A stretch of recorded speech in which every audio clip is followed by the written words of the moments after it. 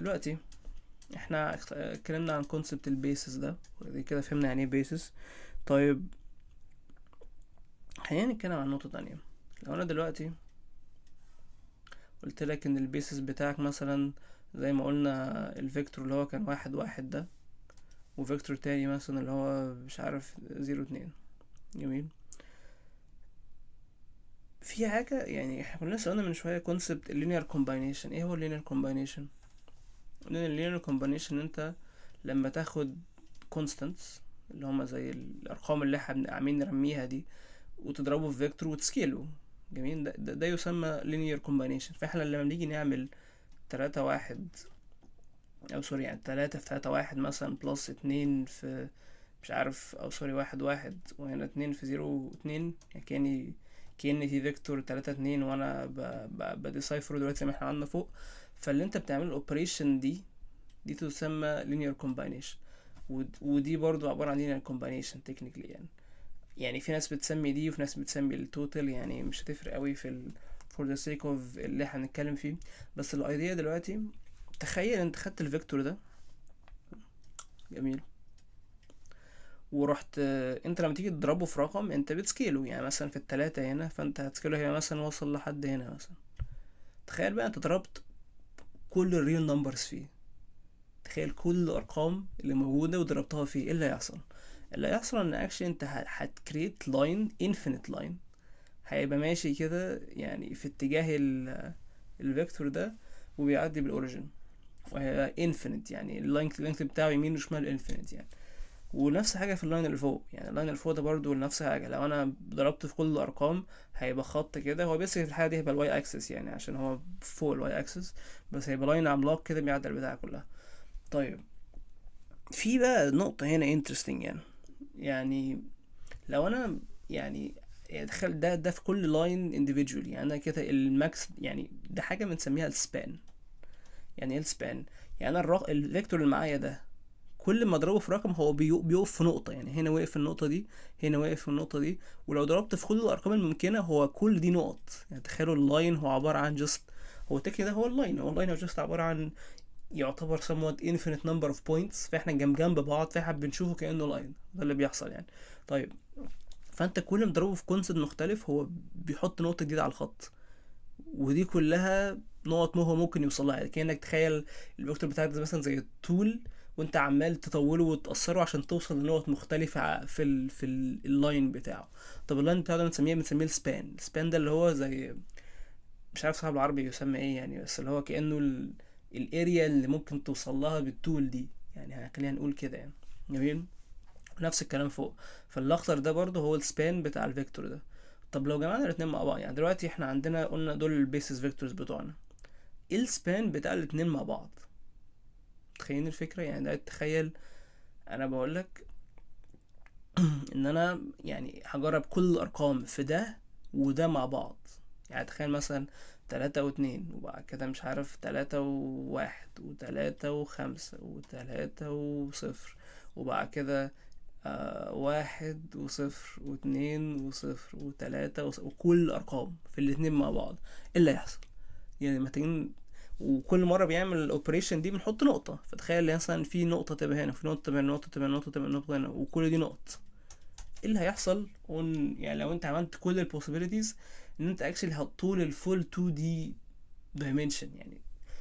رغم ان دول مش اي وجي، يعني ممكن في ناس تعترض تقول لك طب ما ده مش اي وجي، طب ما انا ممكن ما اعرفش اوصل لنقطه معينه عشان ده مثلا 1 1 ده 0 2.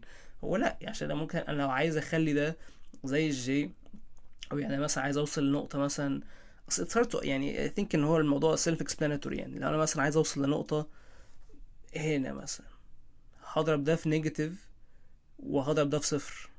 فاهمين قصدي؟ طب عايز اوصل لنقطه هنا هضرب ده في نيجاتيف في رقم معين عشان يوصل النقطة دي.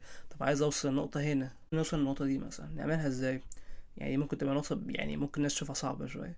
هتضرب اللي فوق ده في سالب معين اللي هو مثلا اكشلي هو تقريبا -5 بالظبط. لو انت بقيت عند -5 هنا واتحركت وضربت التاني، يعني ضربت اللي فوق هو 0 2، فانت عايز تبقى -5 فهتضرب في -2.5. في -2.5 في اللي هو هنسميه كي، والتاني اضربه في 5 W. لو جمعت الاتنين دول هيبقى عندك 5 بلس 0 نيجاتيف 5. واو، بس ده هيروح مع ده هيتبقى لك 0. فديك وصلت النقطة دي فور اكزامبل يعني. فتخيل بقى انت يعني اي نقطة في البلين كله، في ال 2 دي، عالم ال 2 دي كله، انت ممكن توصلها عادي باستخدام ال 2 بيسز فيكتورز دول. طب في سؤال بقى هنا، احنا دلوقتي بنتكلم على 2 بيسز فيكتورز اللي انا اخترعتهم دلوقتي حالا. طب هل في مجموعة بيسز فيكتورز ما توصلنيش لكل البوينتس؟ يس، في حالتين، ويعني تبقى حلوة صراحة لو وقفت الفيديو حاول تفكروا فيهم قبل ما اقولها. في 3 2 1 راحت عليك خلاص. ويعني كان ممكن يعني تخيل دلوقتي انت كان ممكن تقف وتفكر ويعني فعلا تستفيد من العلم، بس انت كسول ومش عايز تعمل حاجة وعايز تاخد معلومة زي ما هي وخلاص وبعد كده تنساها. ماشي خلصانة. طيب في 2 كيسز. الكيس الاولانية ان يكون الاتنين فيكتورز فوق بعض، يعني ده فيكتور وده فيكتور والاتنين on the same line. ايه اللي يحصل لو عملت سكيل ده وده مع بعض يعني بكل الارقام الممكنة؟ هيبقى فيه سبان، بس السبان هيبقى عبارة عن اللاين بتاعهم. يعني خلينا نعملها بلون مختلف هنا. السبان هيبقى اللاين ده اللي هما انا طبعا رسمته زي الزفت يعني، بس you get the point. يعني اللاين اللي هو واقفين عليه هو ده انت تعرف توصل له. عشان تخيل انا ضربت اللي فوق واللي تحت في ارقام يمين شمال، هو على طول هيفضل على الاكسس ده. جميل. عشان مثلا في الكيس دي مثلا كان معايا الفيكتور التاني فما كانش فوقيه، فانا كان ممكن استخدمه عشان اطلع بره اللاين، بس بما ان مفيش فيكتور تاني وفيكتور تاني هو معايا على نفس اللاين مش عارف اطلع. وطبعا الكيس التانية وهي طبعا كيس مملة شوية بس هي موجودة، يعني ان الاتنين يبقوا زيرو فيكتور. وفي تلك الحالة هما الاتنين هيبقوا فوق بعض فوق الزيرو، فيبقى السبان بتاعك عبارة عن نقطة واحدة اللي هو الصفر، عشان اي رقم ضربه في صفر هيديك صفر، ولذلك مش هتعرف توصل لاي حاجة. طيب دول كده 2 كيسز. طبعا الكيس بتاعت الصفر مملة شوية فمش هنتكلم فيها كتير يعني، بس الكيس دي انترستنج شوية. ازاي ماثيماتيكلي اقول ان ده بيحصل؟ يعني ازاي من غير ما ارسم لك اللاينز ومن غير ما اعمل لك جراف ومن غير مش عارف ايه اقول لك ان الاتنين دول هيبقوا فوق بعض فمش هيوصلوا سبان غير اللاين بس؟ في حاجة اسمها linear dependency. جميل. مالها linear dependency؟ linear dependency معناها ان في فيكتور عبارة، يعني ممكن اجيب فيكتور عن طريق كومباينيشن من التاني. فاهمين الفكرة؟ يعني مثلا لو الفيكتور، يعني ارسم في حتة تانية عشان I think ده hidden شوية في الكاميرا. انا الحاجة دي خدت بالي منها بس يعني I think الكاميرا لحد ما بعيدة عن خير. تمام ماشي. طيب بس اعدل نفسي كده بالطاقية بتاعتي الجميلة دي. عندكمش الطاقية دي؟ على فكرة الطاقية دي كانت غالية، الطاقية دي كلفتني 26 يورو ولا حاجة. طبعا اي حد بيسمع الجمله دي انا مش عارف بقى، طبعا حاليا الجنيه ب50، اليورو ب50 جنيه ماشي. انا مش عارف بقى يعني لما تشوف الفيديو ده مثلا كمان سنتين ولا حاجه ممكن يطلع 150 فيبقى الموضوع اسود بكتير.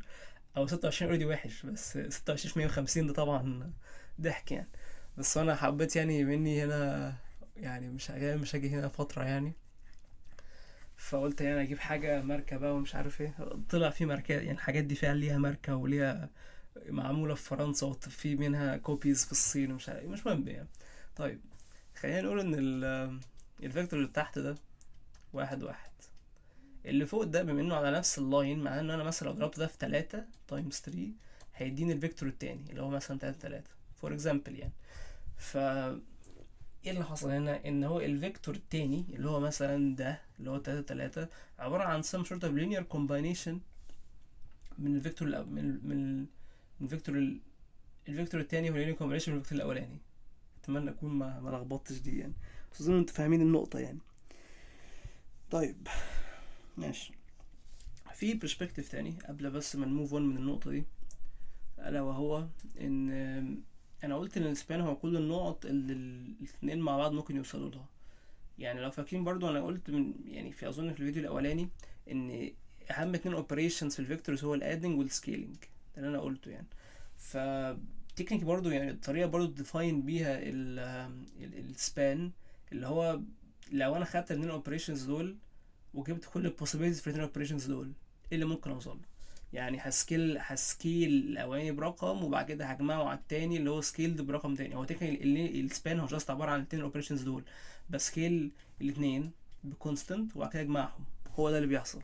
فبستخدم التو اوبريشنز بس دول انا ممكن اوصل لقد ايه من السبيس. هو ده السبان. جميل. ده برضه ديفينيشن تاني يعني، لو حد فهمش الاولاني، بس ان هو الموضوع تمام.